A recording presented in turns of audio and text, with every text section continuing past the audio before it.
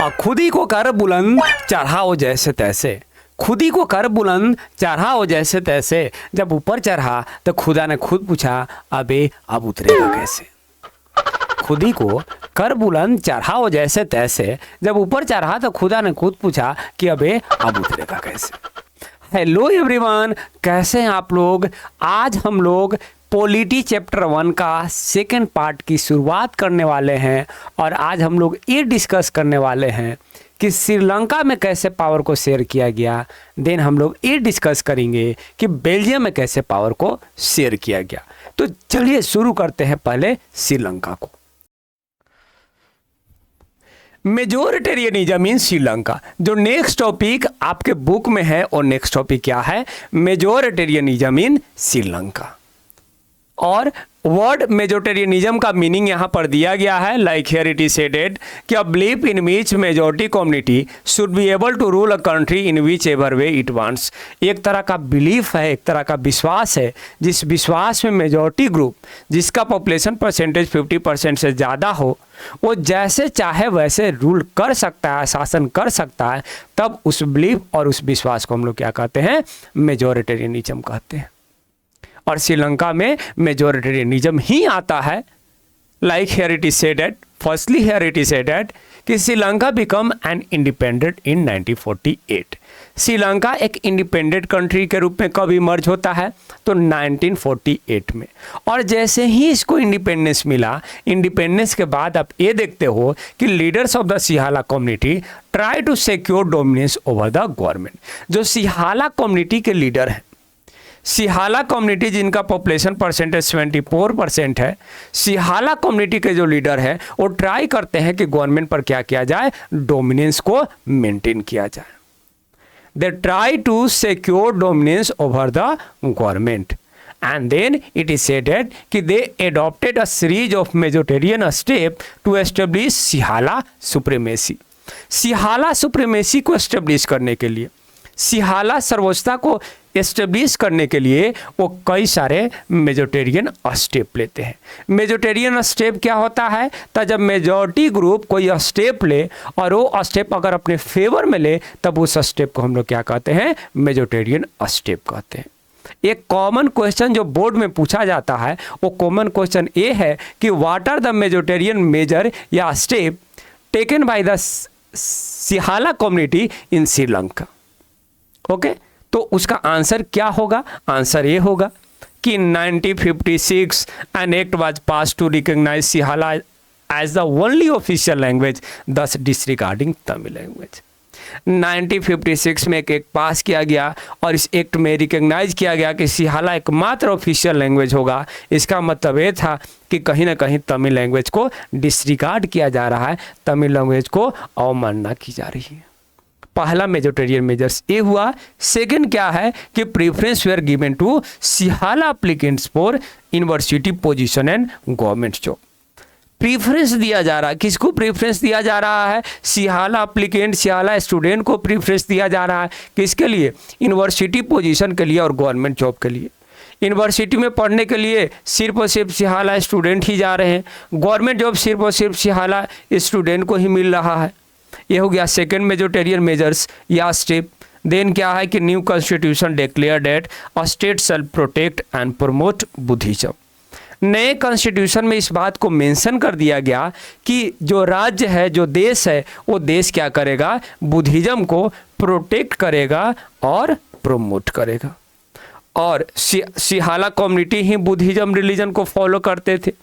तमिल या तो हिंदू थे या तो क्या थे, मुस्लिम थे।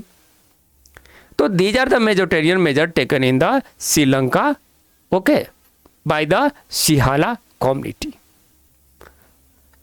अब इन सारा स्टेप का रिजल्ट क्या हुआ, तो रिजल्ट यहाँ पर दिया गया कि all these government step gradually increase the feeling of alienation among Sri Lankan Tamil. जब ये सारे स्टेप लिए गए गवर्नमेंट के द्वारा, तो इसका रिजल्ट ये हुआ कि श्रीलंकन तमिल एलिनिएट होने लगे। एलिनिएट का मतलब होता है दूर होना, नाराज होना।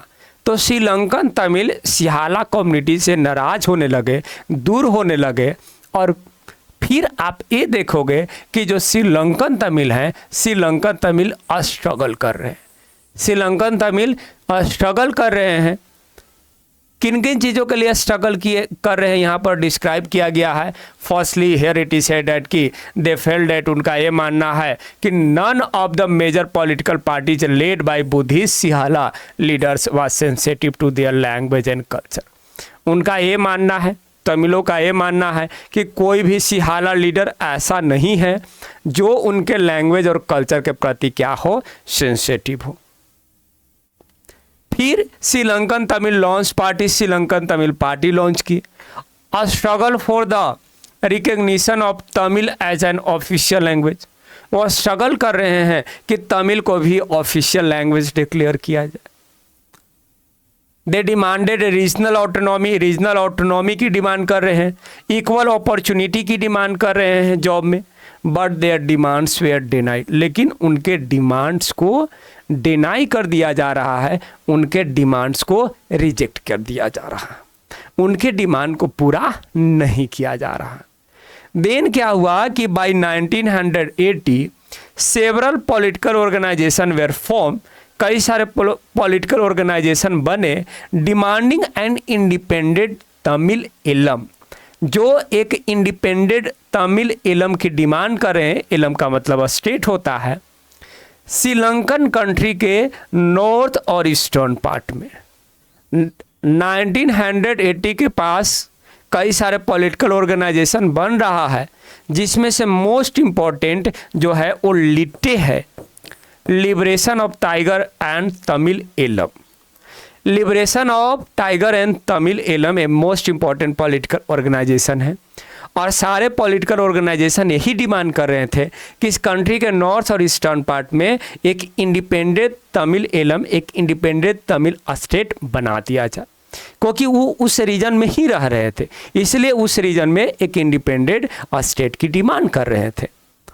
कन्फ्लिक्ट बिटवीन देम, इन दोनों कम्युनिटी के बीच जो कन्फ्लिक्ट है, soon turn into a civil war, बहुत ही जल्द सिविल वार में कन्वर्ट हो गया और लंबे समय तक सिविल वार चला। ये सिविल वार फाइनली एंड कब हो रहा है, 2009 में। ये सिविल वार फाइनली कब इन हो रहा है, 2009 में। तो इस तरह से आप देखते हो कि श्रीलंका में पावर को शेयर किया गया। श्रीलंका में आप ये देखते हो कि जो पावर है वो पावर किस ग्रुप के पास है, किस कम्युनिटी के पास है, सिहाला कम्युनिटी के पास है। सारा पावर सिहाला कम्युनिटी के ही पास है। सिहाला कम्युनिटी पावर जो है तमिल कम्युनिटी को देने से डिनाई कर रहा, तमिल कम्युनिटी को पावर देना नहीं चाहता है। अब चलिए बेल्जियम को देख लेते हैं। देखिए बेल्जियम के बारे में क्या बोला गया, एकोमोडेशन इन बेल्जियम। बेल्जियम के बारे में बोला गया कि एकोमोडेशन इन बेल्जियम, बेल्जियम में क्या हो रहा है, समझौता हो रहा है। बेल्जियम में क्या हो रहा है, समझौता। एकोमोडेशन का मतलब क्या होता है, समझौता। एकोमोडेशन इन बेल्जियम, बेल्जियम में समझौता हो रहा है। Like here it is said कि Belgium leaders recognize the existence of regional differences and cultural diversity. दूसरी तरफ आप ये देखते हो कि जो बेल्जियम लीडर है वो रिकग्नाइज करते हैं कि हमारे देश में रीजनल डिफरेंसेस है और कल्चरल डाइवर्सिटी है। वो इस बात को मानते हैं कि हमारे देश में रीजनल डाइवर्सिटी है और कल्चरल डाइवर्सिटी है, और इस बात को मानते हुए they amended their constitution to accommodate it. Regional differences और कल्चरल डाइवर्सिटी से समझौता करने के लिए वो अपने कॉन्स्टिट्यूशन में चेंज ला रहे हैं, अपने कॉन्स्टिट्यूशन को अमेंड कर रहे हैं, सुधार कर रहे हैं।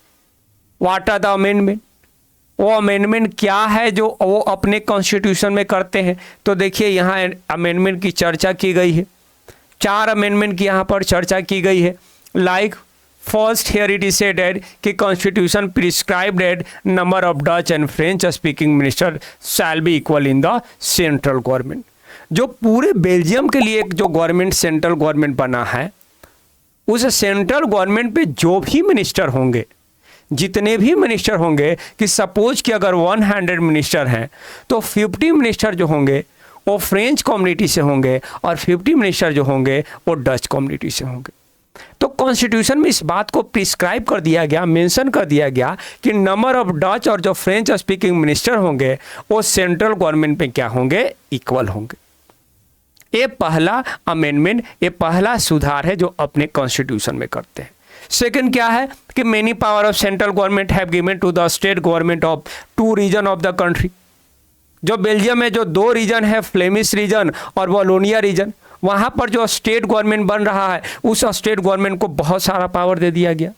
Many power of central government, central government का बहुत सारा जो पावर है वो स्टेट गवर्नमेंट को दे दिया गया जो उस देश के 2 रीजन में बने, फ्लेमिश में और वॉलोनिया रीजन में। ये हुआ सेकेंड अमेंडमेंट, सेकेंड सुधार जो अपने कॉन्स्टिट्यूशन में करते हैं। What about the third one? Third one क्या है? तो Brussels as a separate government. Brussels में एक अलग गवर्नमेंट बनाया गया in which both communities have equal representation, जहां पर भी दोनों कम्युनिटी के रिप्रेजेंटेशन को इक्वल किया गया। ब्रसेल्स में एक सेपरेट गवर्नमेंट है और वहां भी इस बात को प्रोविजन किया गया कि दोनों कम्युनिटी का जो रिप्रेजेंटेशन होगा वो रिप्रेजेंटेशन क्या होगा, इक्वल होगा। जैसे बेल्जियम में इक्वल है वैसे ब्रसेल्स में भी क्या होगा, इक्वल होगा, 50-50 होगा। Okay.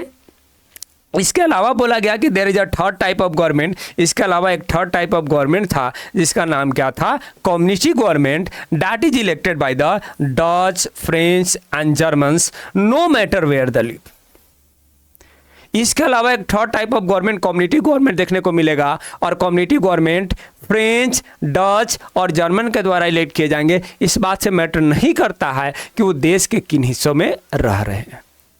These are the amendment that were going to be done by the Belgium leaders in their constitution. वो अपने कॉन्स्टिट्यूशन में ये सुधार करते हैं ताकि बेल्जियम में समझौता किया जाए, बेल्जियम में अच्छे से दोनों कम्युनिटी क्या कर सके, रह सके। ओके।